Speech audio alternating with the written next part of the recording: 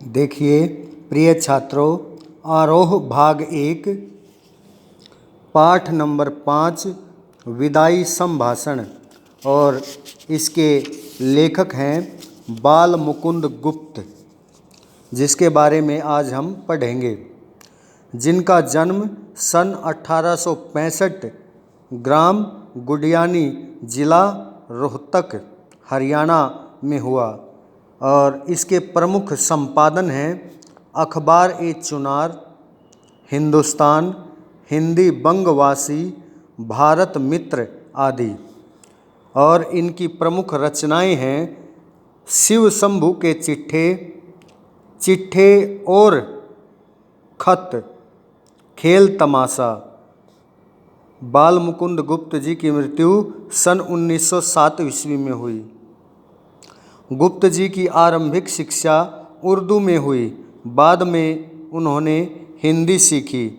विधिवत शिक्षा मिडल तक प्राप्त की, मगर स्वाध्याय से काफ़ी ज्ञान अर्जित किया। वे खड़ी बोली और आधुनिक हिंदी साहित्य को स्थापित करने वाले लेखकों में से एक थे। उन्होंने भारतेंदु युग और द्विवेदी युग, द्विवेदी अर्थात दो वेद युग के बीच की कड़ी के रूप में देखा जा सकता है, अर्थात देखा जाता है। बाल मुकुंद गुप्त राष्ट्रीय नवजागरण के सक्रिय पत्रकार थे। उस दौर के अन्य पत्रकारों की तरह वे साहित्य सृजन में भी सक्रिय रहे। पत्रकारिता उनके लिए स्वाधीनता संग्राम का हथियार थी। यही कारण है कि उनके लेखन में निर्भीकता पूरी तरह मौजूद है।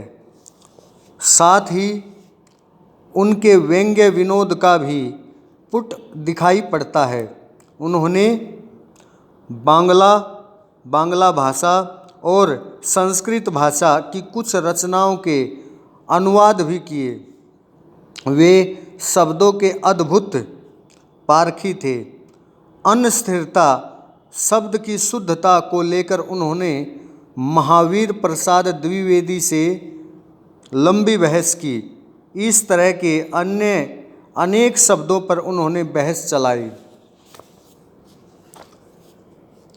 विदाई संभाषण उनकी सर्वाधिक चर्चित व्यंग्य कृति शिव शंभू के चिट्ठे का एक अंश मात्र है।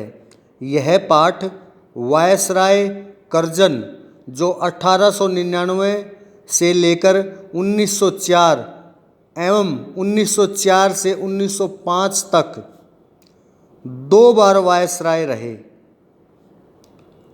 के शासन में भारतीयों की स्थिति का खुलासा करता है। कहने को उनके शासनकाल में विकास के बहुत सारे कार्य हुए, नए नए आयोग बनाए गए, किंतु उन सब का उद्देश्य शासन में गोरों का वर्चस्व स्थापित करना, वर्चस्व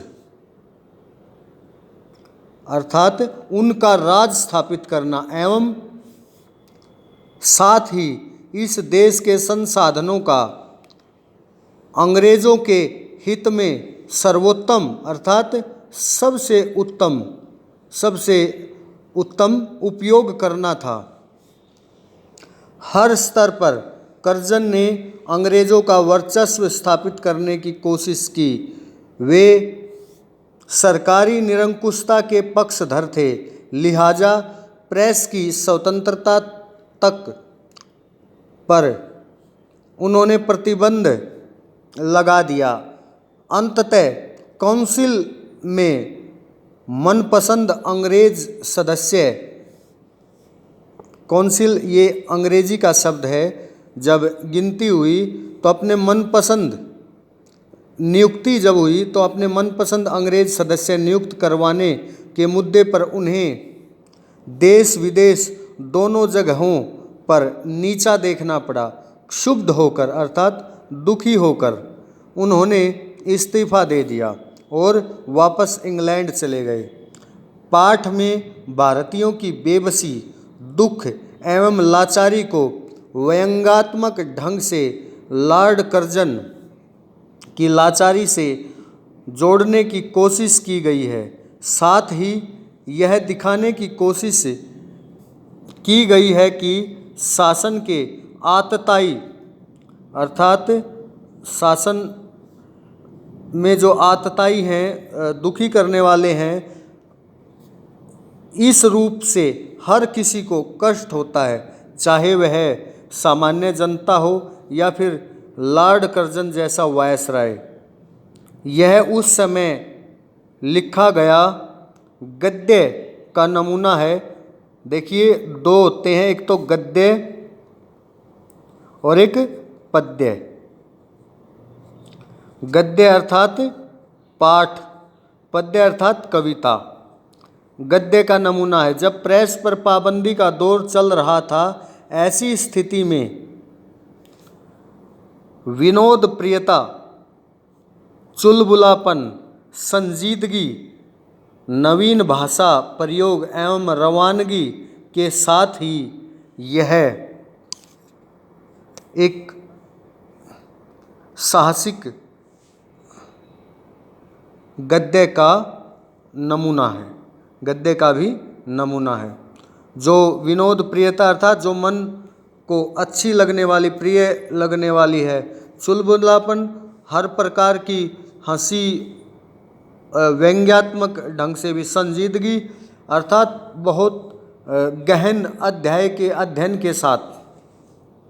और नवीन भाषा, नई भाषा का प्रयोग एवं रवानगी, एक प्रकार का बहाव, रुकाव न होकर के एक प्रकार का बहाव के साथ यह एक साहसिक और बहुत ही साहस के साथ, क्योंकि विपक्ष की सरकार जब हो और अपनी बात को प्रस्तुत करना हो तो वहाँ साहस काम आता है। इसी प्रकार ये एक साहसिक गद्य का नमूना है।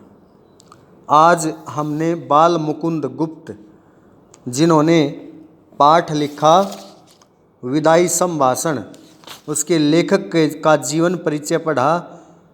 इस जीवन परिचय को अपनी कॉपी में लिखेंगे, व मुख्य अंशों को याद करेंगे। बाकी कल विदाई संभाषण नामक पाठ हम पढ़ेंगे। धन्यवाद।